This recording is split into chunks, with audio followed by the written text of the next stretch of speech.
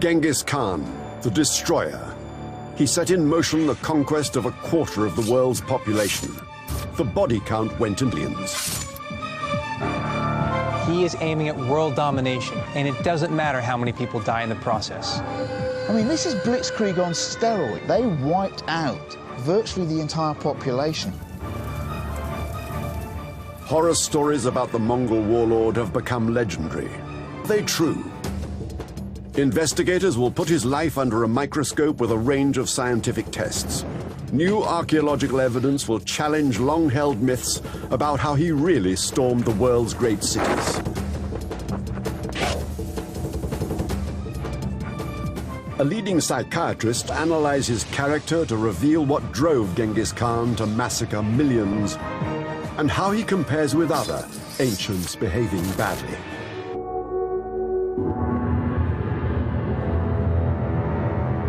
In medieval times, there was no malevolent leader worse than Genghis Khan. He was an illiterate Mongolian nomad who in the 1200s conquered what was to become the world's biggest empire, twice the size of Rome's, as large British Empire at its height. His bloody rise left a trail of corpses from China to the Middle East. He was one of history's great overachievers, determined to fulfill what he believed was his God-given destiny. Genghis Khan has an extraordinary drive to achieve this vision. He wants to change the world, but he's psychologically complex. You would not want to be an enemy, Genghis Khan. To understand Genghis Khan better, psychiatrist David Mallet will examine his behavior and then position him on a unique behaviorally psychograph, showing how he compares with some of history's other rogues like Julius Caesar and Caligula. The bodies started piling up from an early age. When Genghis Khan was still a teenager, he murdered the brother who stood in his way. He went on a 2-year rampage through Central Asia and is said to have slaughtered over 3 million people. He killed most of the adult males and most of the male children as well. He had a voracious sexual appetite, raping his way from China to Iran. It's said that women jumped to their deaths by the thousand to avoid him. He was the ultimate rough. They flattened the cities and either enslaved or killed the population. And he used people as human shields. Tales are so extreme, you have to question the evidence. The primary source is a book called The Secret History of the Mongols, written sometime in 1227 when Genghis died. The account is significant because it's the oldest historical record of Genghis and the Mongols. It's called The Secret because it was written for the eyes of Mongol royalty only. The Secret History explained the rise of Genghis. The purpose is obviously to show him as a mass-murdering psychopath, but to give a far more nuanced approach to his leadership. But The Secret History was commissioned by Genghis' sons. They inherited his empire, so it's unlikely they would show him in a bad light. The clues to kill Genghis Khan began in his early years. To evaluate Genghis Khan's personality, we want to look at those childhood years so they can tell us who he really was. Historian John Mann is following the book, The Secret History, to test its accuracy. This is the sort of landscape that Genghis would have recognized. These pastures are pretty much in the middle of Mongolia. It's also very near where he was born. Genghis would recognize the lifestyle too. Born around the year 1160, Genghis grew up just like these modern-day herdsmen, raising sheep, yaks, and horses. He would have been raised like these guys. He would have been used to riding, to milking, scaring off wolves even, and strapped into the saddle until he knew how to ride at the age of 3 or 4. Genghis was a Mongol, one of the 4 major tribes who had battled for decades to dominate the steppe. He was the son of a Mongol warlord. The world he grew up in was one of hardship, conflict, and violence.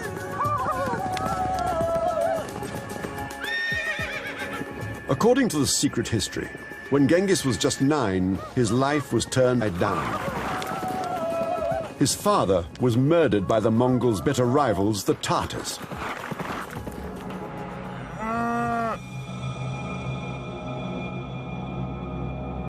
He, his mother, 5 brothers and a sister were cast out to live on the barren steppe.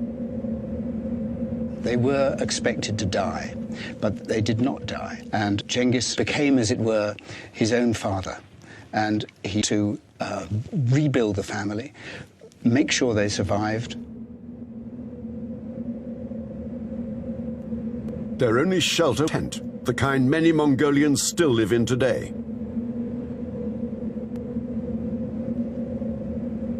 How would these traumatic events affected a 9-year-old boy? It's impossible to overestimate the effect of the death of his father and his subsequent exile that would have on a young boy. He would be confused, lonely. He could become angry, vengeful, lash out and kill everyone. Even as a boy, Genghis Khan had the means to kill. The Mongolian composite bow.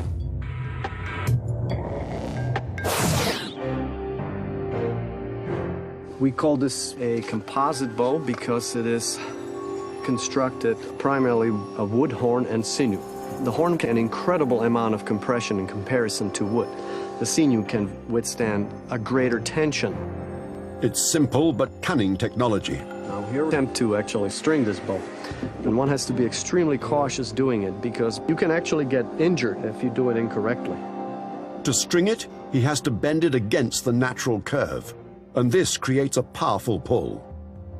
Now here we have a strong Mongolian-type bow from the period Genghis Khan.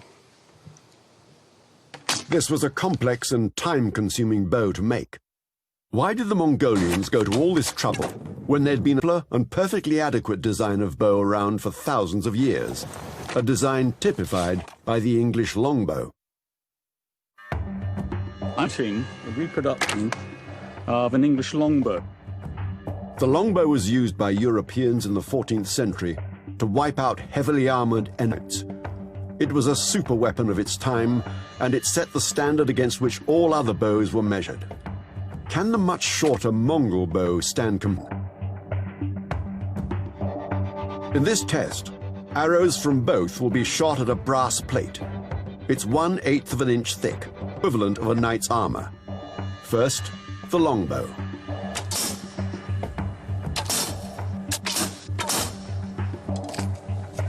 So they all seem to have entered about 7 inches. Now the Mongol bow. So they've all entered about 8-9 inches. It penetrated more than 2 inches further. The payback for the extra work involved in the complex composite construction was a weapon that packed a real punch. The Mongolian composite bow more than matches the iconic longbow firepower.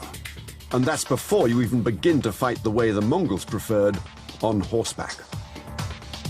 Shooting sideways is fine, but a lot of archery, you want to be shooting towards where you're charging or away. And to do that with the longbow, I'm poking the horse all the time. Shorter Mongol bow does not poke the horse. It turned the Mongol archer into a deadly warrior, able to fire in any direction, even as they charged or hit. This devastating combination of horse and bow created a Mongol superweapon. Genghis used this weapon to the world. But first, the young boy used it to seize control of his own family. There's one person that stands between Dzyengiz and the top position, his half-brother. Begta, the half-brother, was older and thought he could bully the teenage Genghis. But nobody bullied Genghis. He killed his own brother. The killing was a prelude to a career of slaughter. Genghis was growing up in a hurry. The killing of his brother shows us that Genghis Khan is ready for adulthood, ready for leadership. He's a man of action. And Genghis was hell-bent on leading the Mongol hordes to power. What he did next reveals the depth of his ambition and the horrors that he was capable of.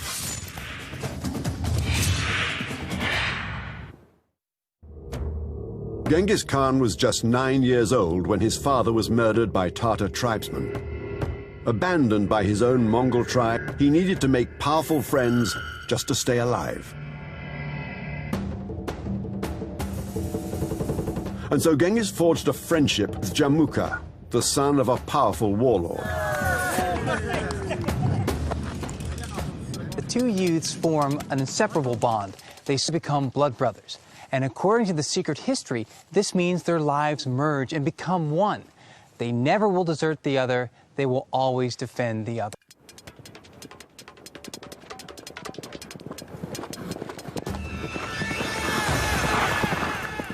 The book says that the two of them became rising stars on the battlefield. Then, at the age of about 20, Genghis disappeared. Secret history provides no clue as to where he went or what he did until around 10 years later, when he suddenly reappeared. The Genghis who returned was a man on a mission. His plan, to forge the peoples of the steppes into one great fighting force with himself at the head of it. It was a massive tradition. No longer does one depend on the clan or the tribe. Tribal loyalties fall away. It becomes a personal loyalty to Genghis Khan himself. It's not, who do you know? It's, what have you done for me? Have you demonstrated your loyalty to me? Genghis planned to lead his Mongol army against the tribe who had killed his father, the Tatars. It was 5 years before he was sure his troops were ready to them on. When the day of battle arrived, Genghis's warriors smashed the Tatar army. But the defeaters still wouldn't admit that Genghis was now the man in charge by pledging their loyalty. The Tartars offer nothing but defiance and rivalry. Genghis orders the final solution. The Mongols slaughtered every Tatar male they could find, young and old. Genghis sent out a clear message how he intended to rule. Defiance would mean death. Genghis Khan is a ruthlessly efficient leader. He's very bright. He's able to adopt new strategies. We see somebody who's able to lead and become a charismatic great individual. His rise to power seemed unstoppable. Legends grew suggesting the Mongols were immortal. You could hit them with arrows and they kept coming, like an army of zombies.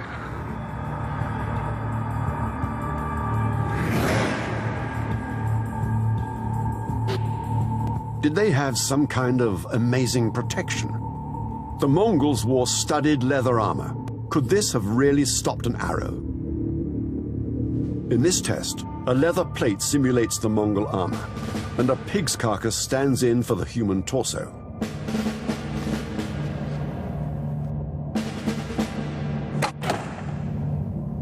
The arrow punches through and into the ribcage. Had this been the chest-cap warrior, he would have sustained a critical injury.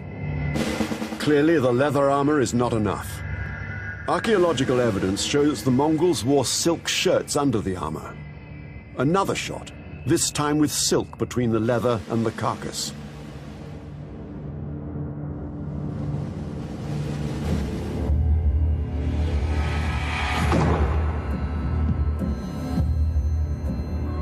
Incredibly, the silk stops the arrow puncturing the ribcage, much like a bulletproof vest.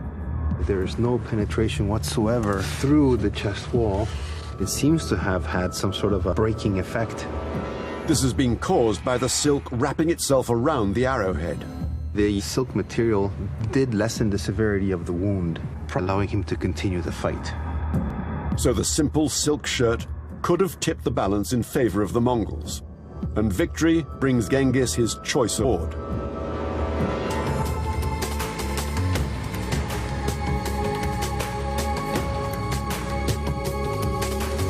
For Genghis, it wasn't about jewelry and gold as preferred spoils of war. It was women. And he collected empresses, princesses, beauties, the way that a kid today would collect baseball cards. The secret history names several wives and says he had his way with the fairest maidens from many tribes he defeated. He considered them his victor's rewards, and he was insatiable.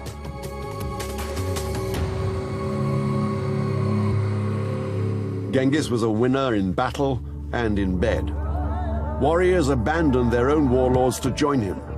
But some of these new recruits were the men of his blood brother, Jamuka.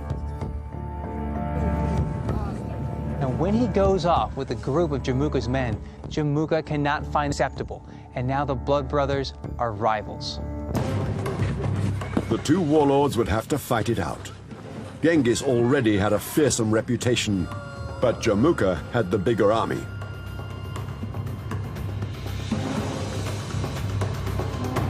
The night before the battle, Genghis worked out a brilliant way of making his army seem stronger.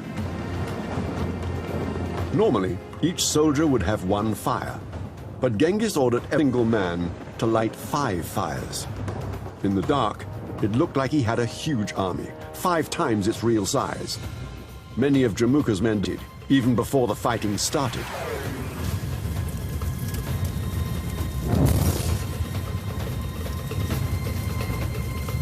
Genghis's ruse had helped even the score, and the battle was a stunning victory.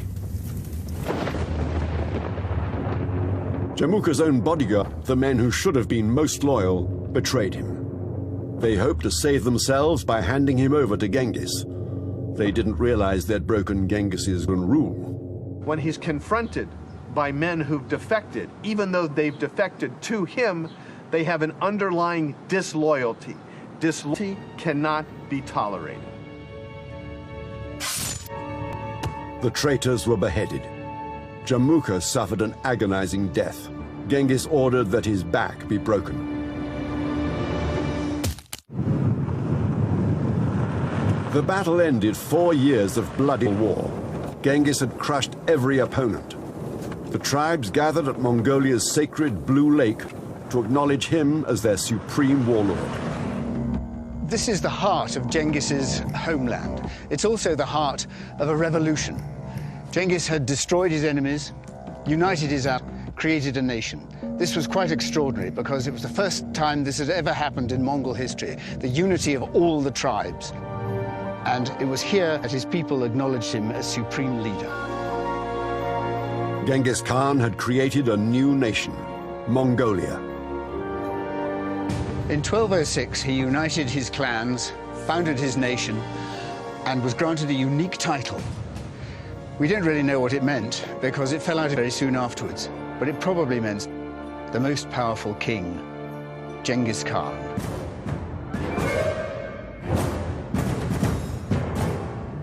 But Genghis believed he had more than just tribal support. According to the 600-year-old Chinese history, the Yuan Shi, he believed that his orders came directly from God. The vision is that the world has been given to the Mongols by God. It is his destiny to realize this astonishing idea. He declared himself to be on a divine mission, to conquer the world. It sounds like he'd gone mad, but that's not what the psychiatric assessment reveals. Genghis Khan has a religious experience. His vision does not show us that he's psychotic or delusional. He's becoming a confident leader. It's time for him to conquer the world. After destroying a city, he told the survivors, "I am the punishment of God. The dead must have been sinful, otherwise, why would God have sent?" A chilling letter quoting Genghis Khan was found in Chinese archives. He says that he has a great work to unify and conquer the entire world. He has the ambition, but does he have the talent to fulfill it? Need more than just talent. Leading the Mongols to realize this destiny would lead to the slaughter of millions. Genghis Khan had united the tribes of the steppes into a single warrior nation. To fulfill his vision of world conquest, he would need to invade the great Islamic kingdom of Central Asia, ruled by Shah Muhammad II. For once, Genghis did not simply unleash his horde. He sent merchants and spies. But he was met with a short and bloody response. The Shah summoned the Mongol envoys and executed them. A big mistake. Very big mistake. Genghis was furious. he finally unleashed the Mongol horde. The Shah's armies fled to the fortified cities, thinking their high walls and deep moats protect them. Imagine the problem. Mounted archers up against walls 35, 40 feet high. How on earth are they going to get inside them? Genghis had taken thousands of the Shah's people prisoner and had a typically brutal solution. He threw them into the moat to make a human bridge. To the of the Shah's people, thousands more prisoners were used as a human shield by the advancing Mongols. The people in the cities would want to give up rather than kill people. They were human shields. This is completely brutal even by modern standards, but he is aiming at world domination, and it doesn't matter how many people die in the process. But how did the Mongols break through Persia's massive city walls? The answer here in Merv, the jewel in the crown of the Shah's empire. These ruins were once a great metropolis.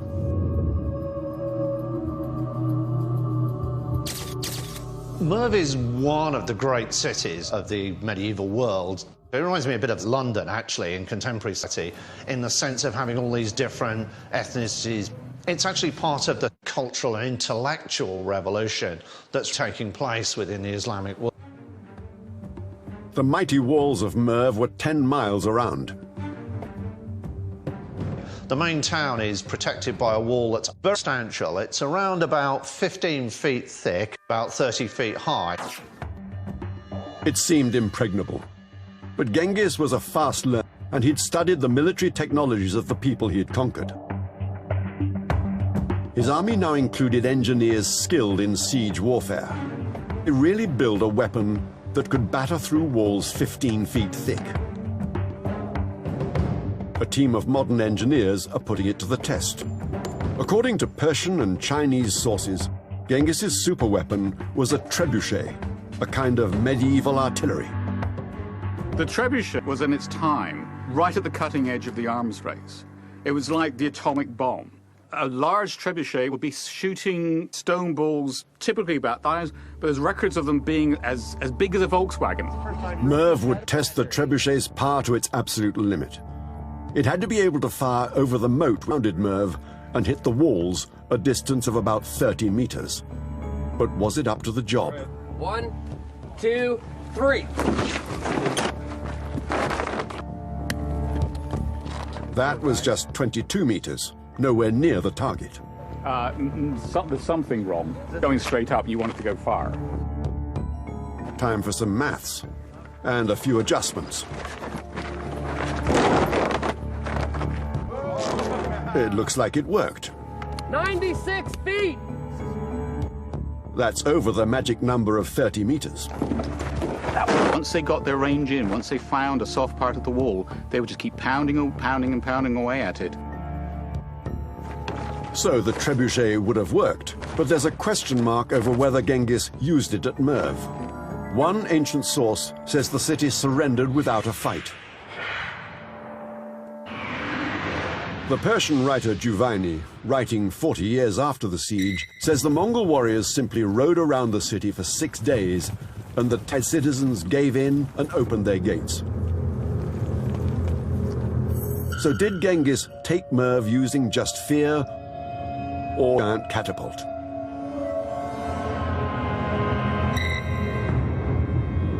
The archaeological evidence shows that we actually have damaged buildings, destroyed buildings with catapult balls actually embedded in them. This shows that Merv did suffer a devastating assault by siege weapons.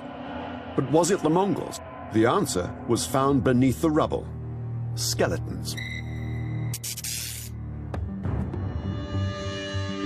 What we found was a young individual who's in their early 20s, female, some of the bones of which you see here in the foreground, skull, the vertebrae, pelvis, and some of the leg bones. Next to them was a small child, probably around about 18 months to 2 years old, killed by the collapse of this substantial earth building on top of them. This may well have been a young mother died protecting her baby.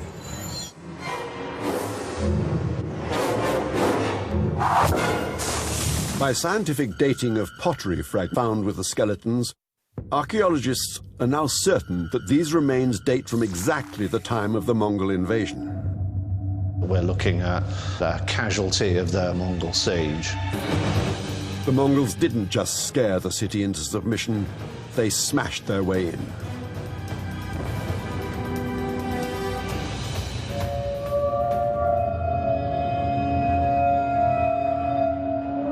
The historian Juvine says the Mongols then marched the entire population of Merv into the desert and killed them.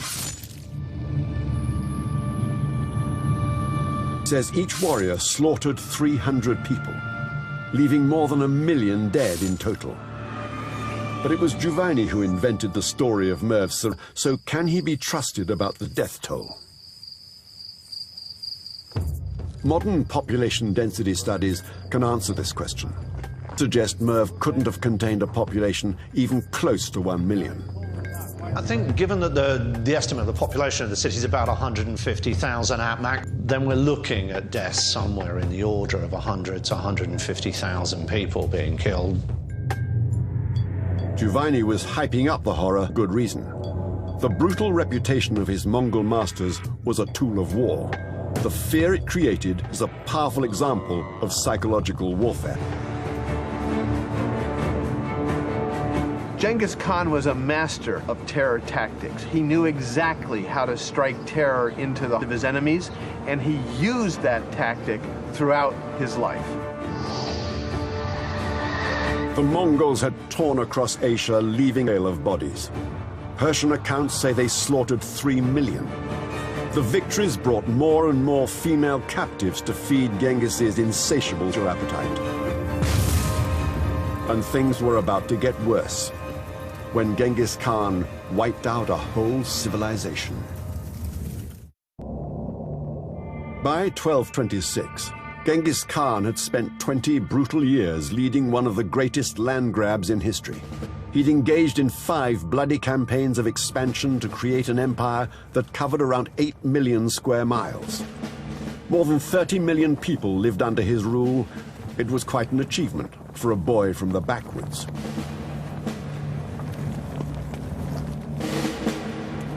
Eventually, the Mongol Empire would stretch from the Pacific to Europe. Jenghis's achievement is really nothing short of extraordinary. If we make a parallel with states, you have to think of an illiterate slave gaining his freedom, writing the Constitution, liberating America, and ultimately conquering everything from Canada all the way to Brazil. He gave the Mongols a language, laws, and literacy. He created a unified nation that was to be one of literacy, one of centralized administration, and one, in the end, of expansion. He established governments in the conquered lands, building on what he'd achieved in Mongolia. He was creating a legacy. Conquest is the easy part, ruling very difficult. And this is what makes Genghis Khan such an interesting figure. Not only does he conquer, he then uses his creative abilities to rule this vast empire. Genghis was now in his 60s, an age reached by less than 10% of his contemporaries, and double the normal life expectancy of the 13th century. But age hadn't mellowed him. Psychologically, he was still driven by a simple code. Genghis Khan is motivated by 2 major factors. The first, of course, is his vision, his desire to conquer the world and create a new society. The second, underlying it, is that of loyalty. Scores must be settled, slights must not be tolerated. And it didn't matter to him how old these slights were. Genghis Khan had been harboring a 7-year grudge, a powerful civilization in northern China, the Tanguts. The Tanguts were a people of great culture. I mean, anybody living in New York or Chicago today would recognize as people of great sophistication. They had literature, they had art, they had currency, they had centralized government, they had great cities, and they were very, very rich. In 1209, Genghis made a deal with the Tanguts. He'd leave them in peace, and in return, they would supply warriors when he asked. But when that request came 10 years later, the Tanguts said no. They broke an oath of loyalty and trust, the ultimate sin to Genghis.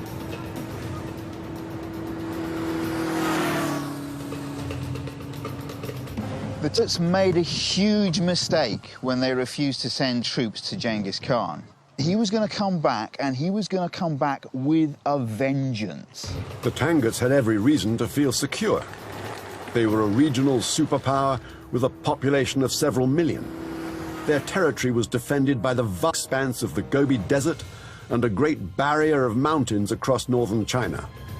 But Genghis led the Mongols through these obstacles, and now his terrifying horde revealed its devastating ability as an army of conquest. It was swift. It moves faster than Patton's charge through Europe in 1944. Or the German blitzkrieg across France. I mean, this is blitzkrieg on steroids. It's devastating. The Mongols completely destroy any Chinese army they come across. Age seemed no barrier in this last great campaign. Genghis Khan was still a driven man. In this campaign, we see his defining characteristics, his drive, his leadership, his ambition to succeed. Even though it may mean the slaughter of thousands or even hundreds of thousands of people. This is what he lives for. He comes alive psychologically during this campaign. He swept through China, driving the Tanguts into their cities. I can't help feeling the Tanguts were really stupid. They must have known by now what the Mongol army could do to cities. They just make themselves a huge target to an army that's already proven that it can break down any city wall it likes. He rolled out his devastating trebuchets, but now they weren't just throwing rocks. Genghis proved a rapid learner when confronted with a new technology of war. From the Chinese themselves, he'd picked up a new weapon. The firebomb. Descriptions from some Middle Eastern sources written shortly before this time even contain detailed descriptions of how to make a firebomb. We're trying to create an ancient recipe for Genghis Khan. It's got a list of ingredients: tar, a resin. One of the interesting ones is the dolphin fat, and 5 parts of dissolved fat of a goat's kidney. But would this combination work as a firebomb? Obviously, dolphin fat is off the menu today, but this test uses ingredients with the same properties. In my experience, I'll say you're going to get a lot of black smoke, you're going to get a lot of stickiness. It would stick to whatever was going on. It would burn for a long time. This stuff is nasty, even for a professional with all the safety kit. This mixture is quite dangerous. Anytime you take a bunch of different products and mix them with different chemical properties, you're not exactly 100% sure how they're going to react. The ingredients create a gooey gel. A simple clay housing transforms this into a deadly medieval missile. We put all our ingredients in, and we got our wick, and we're going to light this up and throw it and see what we get.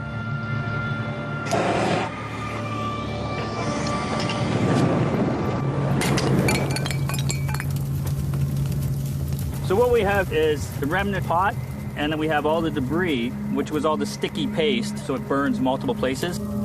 It ignited anything it touched. To my mind, looking at what the recipe was, I think we've matched it 100%. The test suggests the Mongols could have deployed such weapons. Dozens of the mighty tributes bombarded the Tangut cities. You'd have these massive stone balls coming down, killing people randomly, knocking the walls down, and you'd have these incendiary devices spreading flames and death wherever they fell. It must have been some kind. The impact on human flesh would have been gruesome. The devastation on densely packed wooden buildings, truly awful. He used it to ruthlessly, reducing cities to no more than smoking ruins. The Tanguts had no choice. They surrendered. Their king went to Genghis, begged for mercy. But he was kept waiting, because Genghis Khan was dying. 1227. Genghis Khan was now over 60 years old. After a brutal campaign lasting several months, he conquered a vast civilization in northern China, the Tanguts. This savage invasion was conducted from a mobile command center like this. This is a royal gare, the sort of thing that Dzենγκis would have had with him on his campaign. It's 35 foot across, it's 15, 20 foot high, and he needed the space for military briefings. But what he couldn't have known is that the throne from which he gave his orders was in fact about to become his deathbed. There are many theories about what killed Dzենγκis. Some people say that he was suffering from an old arrow. Some people say he'd just fallen from his horse. One of his queens may have poisoned him. But I think there's another explanation.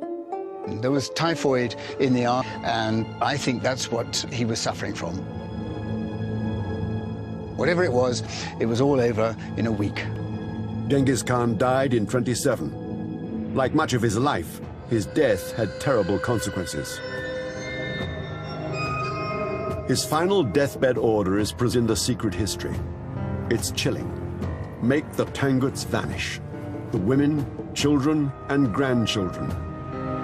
His loyal aide. Dzենγκis Khan died in an ocean of Tangut blood. No one knows how many were killed, but a whole culture died.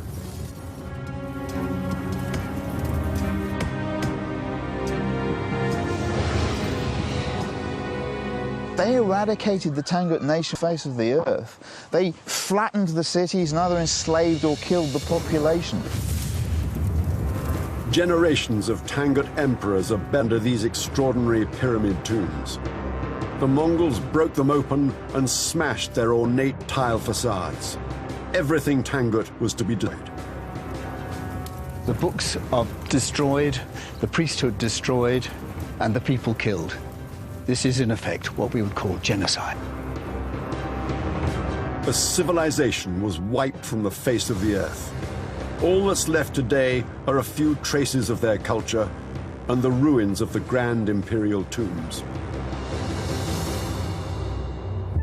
In just 21 years, Dzyenγκis Khan progressed from illiterate pet to builder of the world's biggest empire.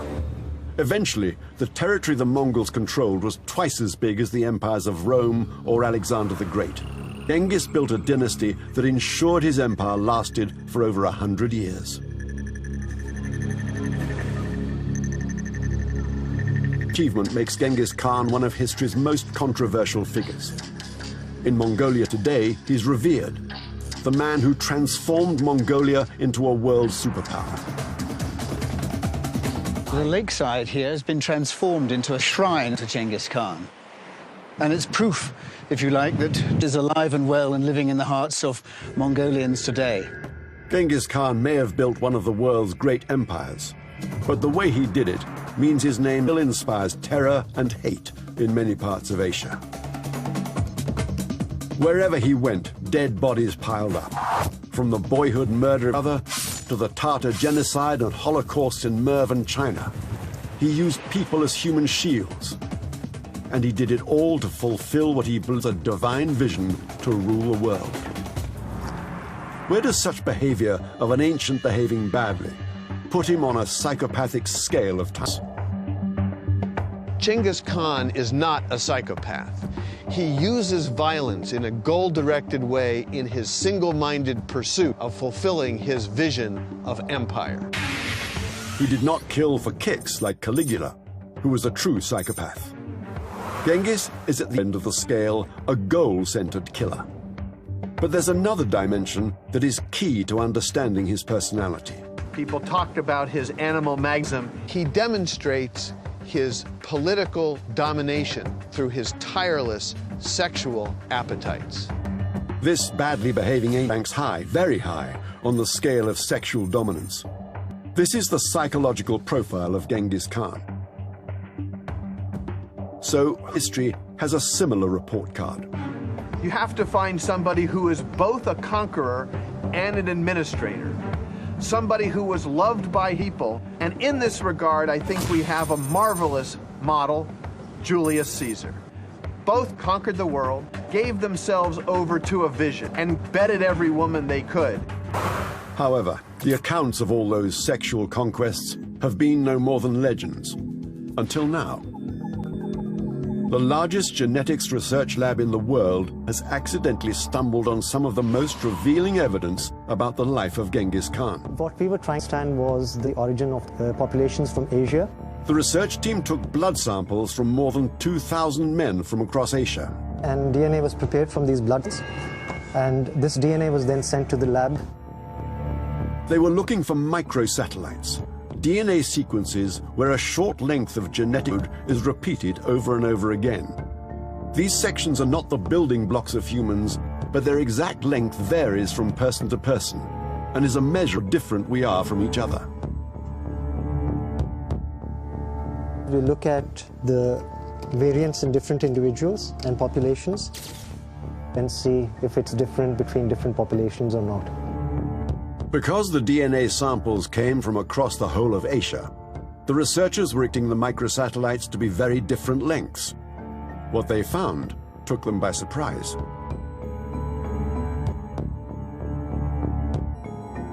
What we discovered with this analysis was that there was a large proportion of these samples which shared identity by descent. 8% of the subjects had almost identical microsatellites. The only possible explanation was that they shared a common ancestor. DNA is found in all of them. The scientists were able to estimate when the ancestor would have lived, about 1,000 years ago. And the location of the biggest clusters of microsatellites was in Mongolia. The frequency of this grouping in Mongolia and the dating by computer programs led us to conclude that Genghis Khan was the most likely ancestor. The conclusion of the researchers is that an estimated 32 million people alive today, 1 in every 200 people, share related DNA and are descendants of Genghis Khan, a man who truly got around.